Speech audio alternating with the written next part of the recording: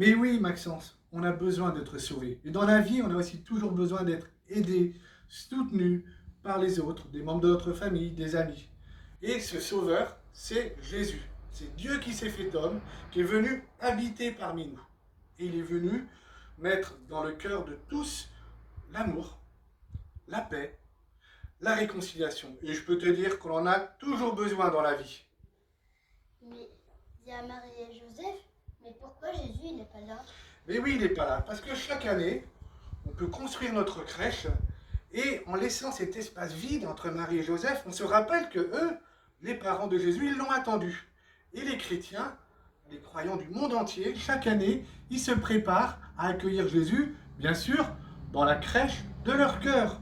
Et donc, on a besoin de laisser un bel espace pour accueillir Jésus, notre Sauveur. Bah, elle est belle la crèche, mais pourquoi il y a un berger? Alors, il y a un berger, tu as raison. Ah, je l'aime bien ce berger. Il a un mouton dans les bras et on sent qu'il est en train de courir vers la crèche. Il court vers Jésus parce qu'il vient de recevoir la très grande, la très bonne nouvelle de la naissance de Jésus. Parce que tu as vu, il y a un ange. Cet ange, il est venu annoncer à plusieurs bergers qui étaient en train de garder leur troupeau la naissance du Sauveur.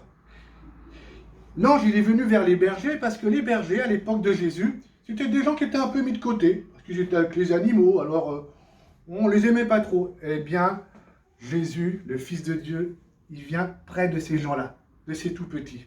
Il fait toujours comme ça, le Seigneur. Il vient toujours vers les gens plus humbles. Mais pourquoi il y a des rois qui se cachent derrière les arbres? Ah, ça, c'est les rois mages. Oh, on les aime bien, les rois mages, parce que chaque année, on mange la galette des rois.